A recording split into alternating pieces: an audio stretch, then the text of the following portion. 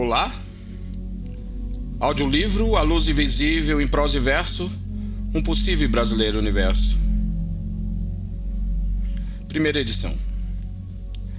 A resposta certa não importa nada. O essencial é que as perguntas estejam certas. Texto de Mário Quintana, da Epígrafe. O essencial. Em sua liberdade agora, contente leitor, arbitre a si mesmo a questão essencial para se livrar da ilusão do efeito sem causa e do não propósito da comunicação da cósmica comunhão, que está em toda e qualquer direção nesta invisível e fotônica imensidão. Do mais simples fóton ao mero universo, passando pelo átomo da matéria, tendendo ao mais complexo, tudo está em constante comunicação pelo seu centro incontável, o da invisível dimensão. Já estamos todos mais que mergulhados só nesse caminho. Será? Será que nada realmente está sozinho? Já perguntaram isso os de espiritual visão. A ciência, porém, iludida pelo compartimento quântico da física que ainda não conta com o espiritual incontável, já viu que no reino atômico também nada existe sozinho em plena solidão. Nada. Quase zero para uma racional e insensível percepção. É certo que sofremos ainda de uma humana ilusão, uma que ainda não se pergunta na seguinte questão: por que nada de elementar da substância material também nunca está sozinho? Talvez seja apenas um confinamento intelectual e moral do ser que não quer ver, ou um ser ainda tão imaturo que nem o mais pequeno átomo de hidrogênio consegue ser. Perguntar o certo também é um poder, disse Mário na Epígrafe. Pense, leitor Mário. Então veja, pense na natureza, na natural beleza universal, porque nem ele, o senhor átomo número 1 da tabela periódica inigualável, o de um só próton no núcleo, conseguiu ficar sozinho no universo estável, pois naturalmente só é encontrado de dois em dois, e certamente por uma terceira invisível, neutra e essencial ligação, para então haver aproveitamento por uma terceira e humana apreciação. É o gás H2.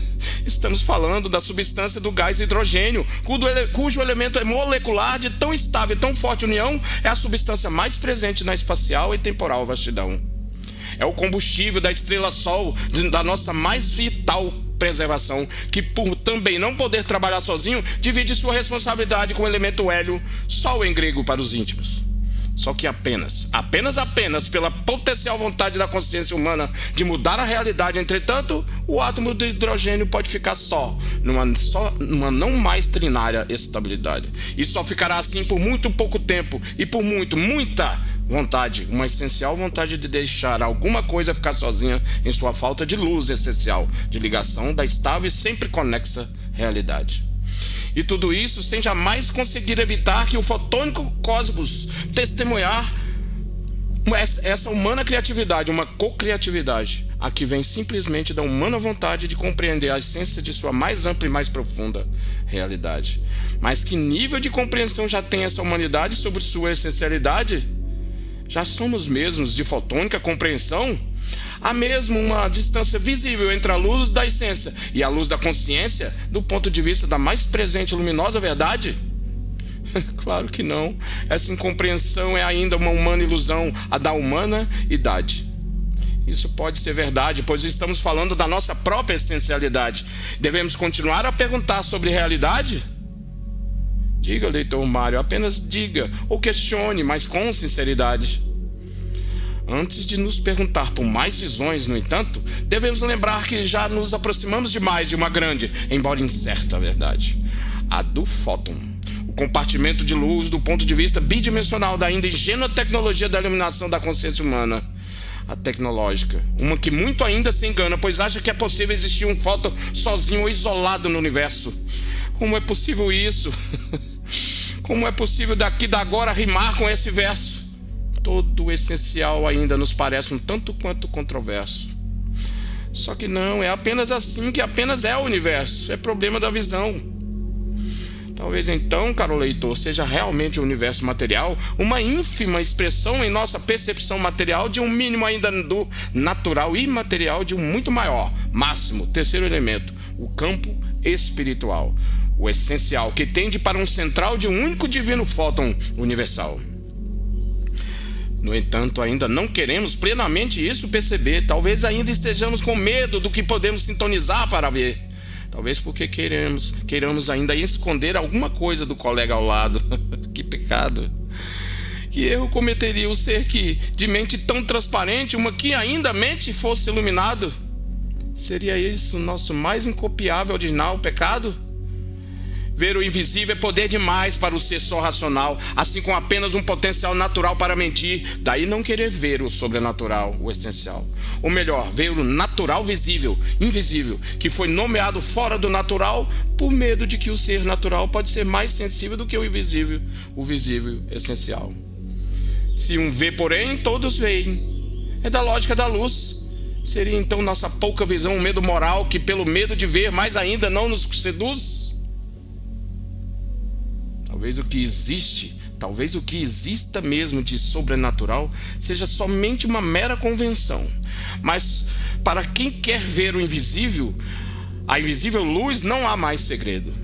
O que existe e sempre existiu é apenas uma convenção do medo, uma associação de vontades que ainda limita o ser de querer ver verdades, por meio de suas mais diversas fontes de fotônicas sensibilidades.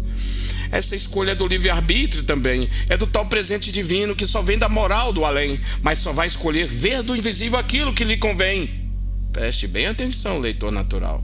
O fato de apenas dizer que o sobrenatural não existe é apenas uma humana convenção de ilusão do medo, pois tudo se trata apenas de natural comunicação, que só depende de sua vontade de ter a verdadeira sensibilidade de uma fotônica recepção.